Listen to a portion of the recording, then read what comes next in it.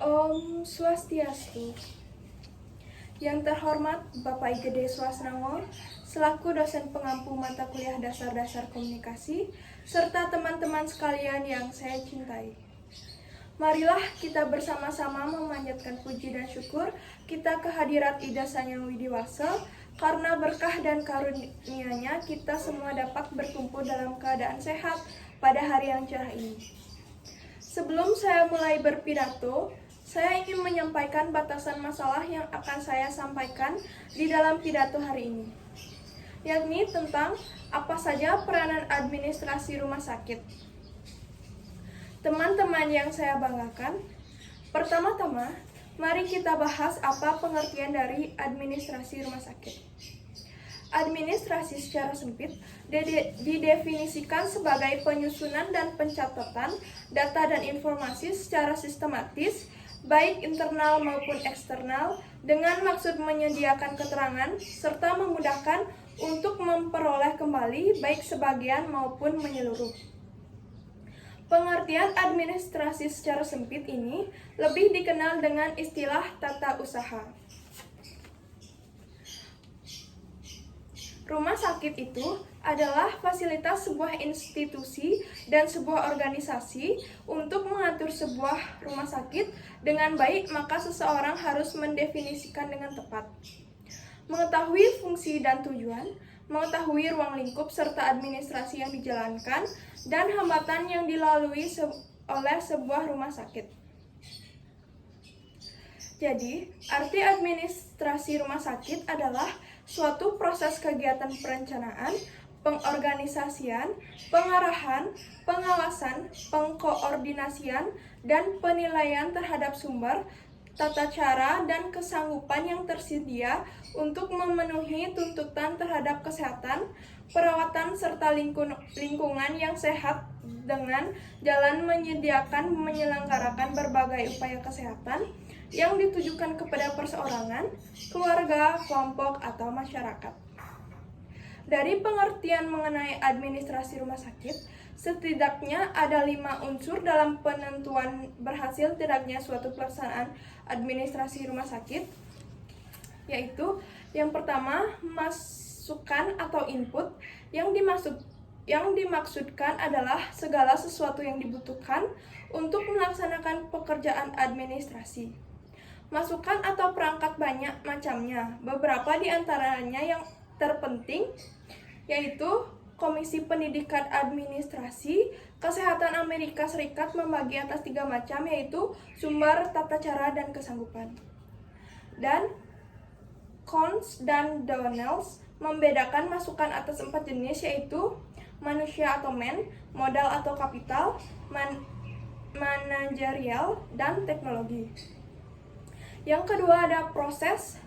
Dalam proses administrasi ini adalah mengenai langkah-langkah untuk mencapai tujuan yang diharapkan. Yang ketiga ada keluaran. Yang dimaksud dengan keluaran atau output adalah hasil dari pekerjaan administrasi. Dan keluaran yang dimaksud mengenai pelayanan kesehatan, baik pelayanan kedokteran dan pelayanan kesehatan masyarakat. Yang keempat ada sasaran. Sasaran atau target dimaksudkan kepada siapa keluaran yang dihasilkan atau ditunjukkan. Pada administrasi rumah sakit, sasaran yang dimaksudkan adalah perseorangan, keluarga, kelompok, dan masyarakat, baik secara langsung maupun tidak langsung. Dan yang terakhir ada dampak, mengenai akibat yang ditimbulkan luaran. Untuk dampak yang diharapkan adalah meningkatnya derajat kesehatan. Peningkatan derajat kesehatan bisa dicapai apabila antara kebutuhan dan tuntutan bisa dipenuhi dengan baik. Secara umum, manfaat administrasi rumah sakit yang diberikan ada 3 macam, yaitu dapat mengelola sumber, tata cara, dan kesanggupan dalam menjalankan administrasi di dalam rumah sakit secara efektif dan efisien, dan dapat dikelola dengan sebaik-baiknya. Dapat memenuhi kebutuhan dan tuntutan pengguna layanan kesehatan, baik perseorangan, keluarga, kelompok, dan masyarakat, secara tepat dan sesuai kebutuhan. Untuk memenuhi kebutuhan dan tuntutan, diperlukan keterampilan untuk memenuhi hal tersebut. Dan yang terakhir ada dapat menyediakan dan terselenggaranya upaya pelayanan kesehatan sebaik-baiknya demi peningkatan derajat kesehatan masyarakat. Adapun tugas seorang administrasi rumah sakit ini memang cukup penting dan kompleks, di mana di dalamnya memberikan pengaruh besar terhadap layanan yang diberikan pada masyarakat secara langsung. Selain itu, tugas dan tanggung jawab juga tidak dapat dianggap sepele. Pemberian sistem administrasi yang rumit pastinya membuat masyarakat jadi kecewa. Adapun tugas seorang administrasi rumah sakit sendiri antara lain, yang pertama, melakukan berbagai macam hal yang berkaitan dengan pengaturan dan pencatatan administrasi keuangan rumah sakit. Secara tidak langsung, hal ini akan mampu memberikan penilaian terhadap kondisi rumah sakit itu sendiri, apakah dalam kondisi baik atau tidak. Yang kedua, ada mampu mengatur administrasi seputar kepegawaian yang ada di rumah sakit.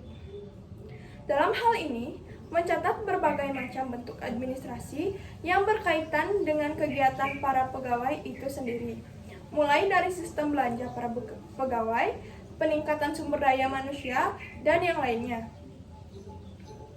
Dan yang ketiga ada tugas administrasi lainnya, adalah mencatat penerimaan pasien di rumah sakit. Adapun sistem pencatatan ini sendiri akan dibedakan dalam beberapa hal, mulai dari pasien rawat inap, pasien rawat jalan, atau juga pasien pelayanan gawat darurat, di mana ketiganya membutuhkan administrasi yang berbeda. Dan yang terakhir, ada sistem pencatatan seputar fasilitas kesehatan yang ada di rumah sakit, seperti penambahan, perbaikan, dan juga berbagai jenis fasilitas dan hal lainnya juga memerlukan pencatatan yang baik dari seorang administrasi rumah sakit. Selain tugas berikut ini, adalah beberapa kewajiban yang juga dimiliki oleh seorang yang bekerja di bagian administrasi rumah sakit, yaitu yang pertama, mampu menyelenggarakan proses pelayanan administrasi pada para pasien dengan baik, yang membuat pasien merasa nyaman dan puas dengan pelayanan yang ada.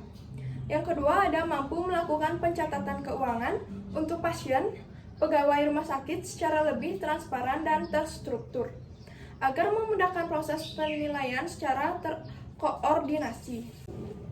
Dan yang terakhir, ada selain mampu mengelola fasilitas kesehatan, juga sebaiknya mampu menyelenggarakan administrasi rumah sakit secara umum dan lebih terkoordinasi, termasuk di dalamnya mencakup tata usaha dan juga sistem pengarsipan umum. Sekian yang saya dapat sampaikan. Semoga apa yang saya sampaikan tadi bermanfaat bagi teman-teman semua. Serta bila ada kata yang kurang berkenan di hati teman-teman, saya mohon maaf yang sebesar-besarnya. Kebaikan datang dari Tuhan, dan kesalahan datang dari saya selaku manusia biasa yang tidak luput dari lupa, salah, dan dosa. Demikian kiranya, dan akhir kata saya haturkan terima kasih. Om Santi Santi Santi Om.